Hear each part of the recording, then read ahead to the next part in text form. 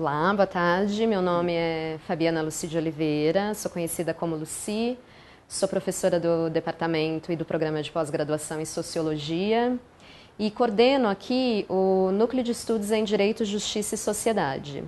Eu estou na UFSCar há 2 anos, antes eu era professora na Fundação Getúlio Vargas e continuo nessa mesma área de pesquisa que é discutir relações entre direito, justiça, sociedade e política. No NEDJUS, a gente tem um conjunto de pesquisas em andamento e a principal pesquisa no momento é uma pesquisa sobre processo decisório no Supremo Tribunal Federal. Então a gente vem acompanhando ao longo dos anos, principalmente em virtude do julgamento do Mensalão, um destaque que esse ator ganhou no cenário público, na agenda pública nacional, que é uma participação tanto em decisões sobre políticas públicas, quanto em decisões sobre casos de corrupção no governo e uma série de outras temáticas. Então, nessa pesquisa, processo decisório no Supremo Tribunal Federal, o que a gente tem feito? A gente tem mapeado, desde a Constituição Federal de 1988, todos os casos que o Supremo Tribunal Federal decidiu em controle abstrato de constitucionalidade, ou seja, todas as vezes que ele foi instado a responder se algum diploma, alguma norma, alguma decisão, sejam de governos estaduais, assembleias legislativas, sejam de tribunais, ou do próprio governo federal, do executivo ou do legislativo, se essas leis e diplomas e normas, de maneira geral, elas entram ou não em confronto com a Constituição. E disse muito nessa área que tem havido uma judicialização da política. O que seria isso?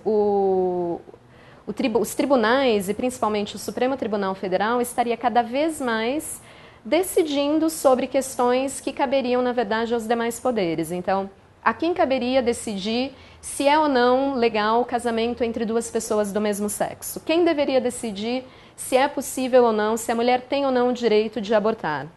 Quem deveria decidir se é possível você fazer marchas pela legalização da maconha, se isso é liberdade de expressão? Então, essas decisões que caberiam aos poderes representativos, aos poderes eleitos, têm sido cada vez mais tomadas pelo Supremo Tribunal Federal, que, para quem não sabe como funciona, são 11 ministros.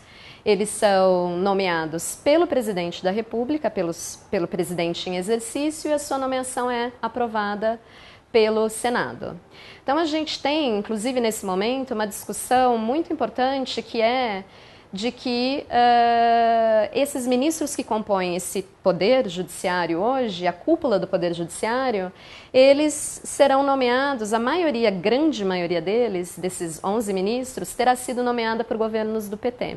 Então, tem sido discutido muito se isso é ou não um poder independente, porque se você tem um poder nomeado, a sua maioria foi nomeada por um único governo, então tem se debatido bastante sobre isso. E a pesquisa que eu venho fazendo com os estudantes aqui no Núcleo de Estudos em Direito, Justiça e Sociedade, justamente busca verificar se a forma de nomeação, ou seja, o presidente que nomeou esse ministro para ocupar essa vaga no Supremo Tribunal Federal, se isso influencia o seu posicionamento na hora de decidir questões de interesse do governo. Então, um dos artigos que a gente publicou se chama justamente Panelinhas e Coalizões no Supremo Tribunal Federal. Será que a gente vai observar que os ministros que são nomeados por um mesmo presidente, eles votam consistentemente juntos e a favor das posições e das políticas de interesse desse presidente? Bom, se a gente observa a forma como o Supremo vem sistematicamente decidindo, hoje a gente tem elementos concretos para afirmar que não. Pelo menos em controle de constitucionalidade, o Supremo não tem sido enviesado quando ele se posiciona sobre questões de interesse do Legislativo e do Executivo federais, por exemplo, e por interesse eu estou dizendo diplomas emanados desses poderes, a gente não observou esse viés.